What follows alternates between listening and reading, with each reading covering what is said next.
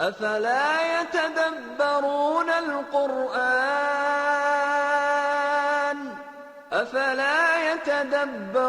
القرآن أم على قلوب أقفالها أفلا يتدبرون القرآن أم على قلوب أقفالها. Bismillah ar-Rahman ar-Rahim.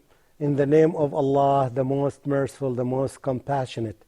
Dear viewers everywhere on the globe, I greet you with the best greeting that ever been known to humanity. The greeting of peace, the greeting of love, the greeting that aims to spread peace on this planet. Assalamu alaikum wa rahmatullahi wa barakatuhu. Peace be unto all of you. This episode is similar to the previous episodes or similar episodes that talk about one main theme, which is reflection. All the verses that you have listened to in the introduction of this episode talk about one thing, talk about one verse in the Quran that says, don't they reflect upon the verses of the Quran, or do you have luck on your heart? Simple as this, says that you need to look deep and examine and test and explore and verify and study these verses of the Quran, not just pass by them and read them. You have to understand them deeply and reflect upon them. One type of reflection when you understand the text is to ask yourself, am I one of those whom the text talk about or not? It may be me, because the Quran talks about you and talks about me and talks about everybody. Perhaps we are meant by this. Yes, it is you that you're meant by this. Yes, it is you that you are meant by this. Everybody, and this is a good sign. When you listen to a verse and when you read it, you say that, yes, it talks to me. I know that it's me. I know it's me. This is what Umar ibn Khattab, this is what every good Muslim does. When he listens to a verse, you would say, yes, Almighty Allah, yes, talks about me here. Yes, I need to verify that. And I need to work on myself. And I need to improve myself. It's a reminder to me. And I thank you, Allah, for giving me this opportunity. This is a type of reflection that's needed here. Let's see the verse first.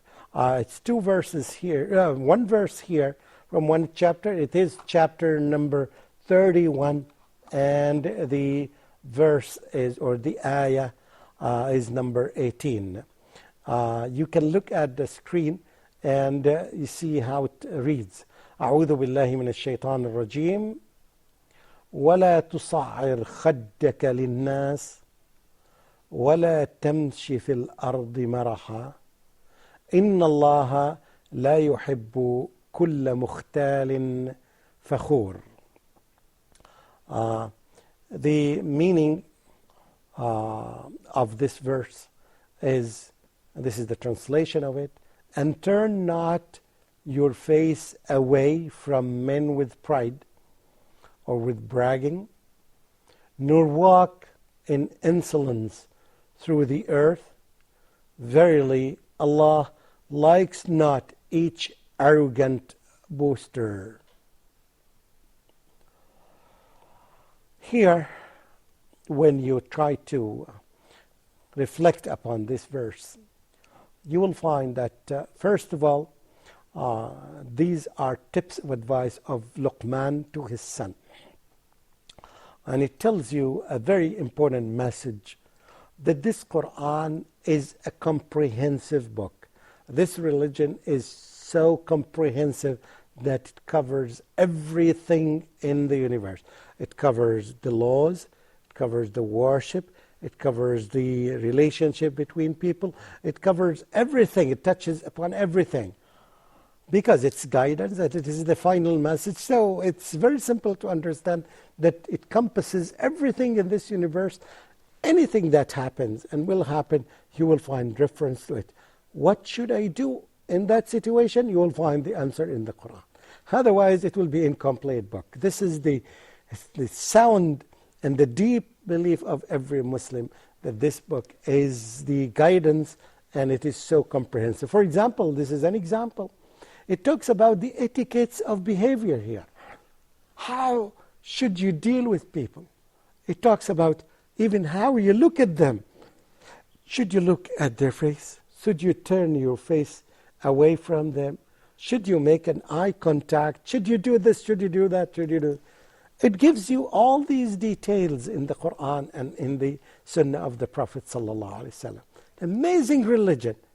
It left nothing unturned. Everything is covered there. And you can see that here. It tells you that when you look at people, when you deal with people, don't turn not your face away from them with arrogance and pride or bragging. When you deal with people, look at them. Look at their face, especially if they are men. Don't have eye contacts with women. You have eye contacts with men. This is the Islamic etiquette. Look at them in the face. Don't show off. Don't brag on them, because this is very insulting. Don't look down upon them, because people don't like this. And of course, Almighty Allah, as the verse ends with, that He doesn't love those people who walk arrogantly, who talk arrogantly, who like to show off. Allah doesn't like those people. And of course, human beings, an average human being doesn't like that. You would find all the people love the people who humble themselves to them. And even don't walk arrogantly on the street. Don't exaggerate this in your words and your acts, because people don't like this. And again, Islam gives you this picture, and you try to compare it with the picture of the Prophet ﷺ, the profile of the Prophet ﷺ. The profile of the Prophet ﷺ was totally opposite to that. He used to humble himself to everyone. When you get into a session where the Prophet ﷺ sits and you don't know him, you cannot distinguish him, because he doesn't have a specific place to sit at. He doesn't have a throne to sit at. He doesn't have a specific or higher place than the other people. Now you can know the leader or the chief or the employer or the head or the CEO or the president, yes, from the place he sits at. You distinguish him. You say that this is the one because his place is distinguished, is different from others. This is not the case with the Prophet ﷺ. The case he's used to sit in a circle, and when you sit in a circle, nobody can decide that who is who. You don't know who is leading that, yes. But it is the people, yes. It shows you how, to what degree he humbled himself. Yes, to the level that even when he accepts a guest, and even this guest, if not a Muslim, he would give him space to sit beside him, and to sit even on the right of the Prophet, which is a sign of respect in the Arabian or in the Islamic culture. When you compare this with the arrogant people, with the behavior of the Prophet ﷺ, you would see a huge gap and huge difference between the two of them. The two of them, simply, he was the embodiment. He was the example, the practical example of these Quranic guidelines to the human beings. So if you want to see Quran in action, if you can say this, Quran in action, you look at the behavior of the Prophet ﷺ, how he dealt with human beings. He never, ever looked down upon a human being. He never, ever despised a human being. Not only that, he used to advise people, his followers, and every human being, don't despise anything. Even the small act of another human being, don't despise it, because it may be beneficial. Don't despise or insult human beings. And he never insulted a human being.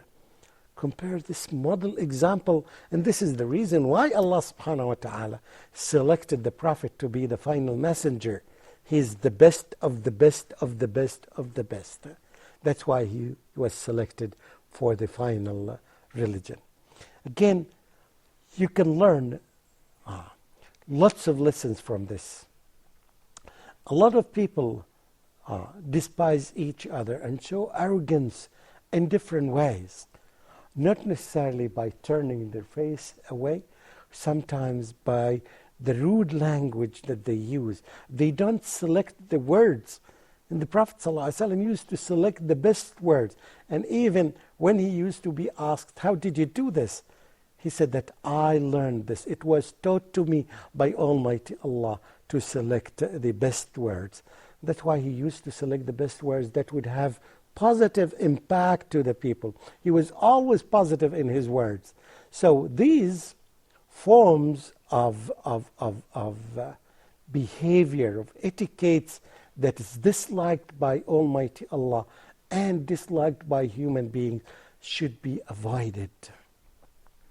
And as I mentioned, they take different forms by even the tone of your language. Sometimes it's high, the tone is high and it has negative effect. You avoid that. The way it looks, your features when you talk to some people, yes, you need to be smiling at their faces because this gives them hope and gives them positive impressions, and that's what's needed. The Prophet ﷺ used to say, to tell the companions, if you cannot do anything positive, the least thing that's required from you is a smile on your face to show it to the people that you deal with. Because the Prophet ﷺ wants to build up a safe and healthy society to live in. A society that you love to live in, that we're lacking that. And you can see how Quran and this great religion cares for the feelings of human beings. Even the feeling you cannot insult them. This is just an example that tells you not only that Allah subhanahu wa ta'ala does not like this and hates this, but it is all the human beings, because this is the norm of average human being. We ask Almighty Allah deeply from our hearts to make us of those who can apply this regularly and consistently on daily basis, so that we can be good representation of this wonderful religion in order to invite other people to think of it and consider it, hoping that they will be saved from hellfire and they would have access to paradise. This is your presenter, Dr. Mamdouh Mohamed, and I end up with greeting you with peace. Peace be unto all of you. Assalamu alaikum wa rahmatullahi wa barakatuhu.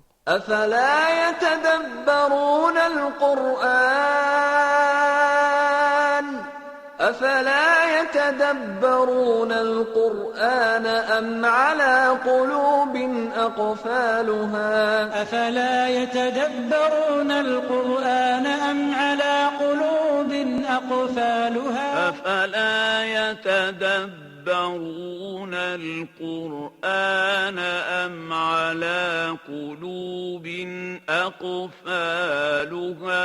أفلا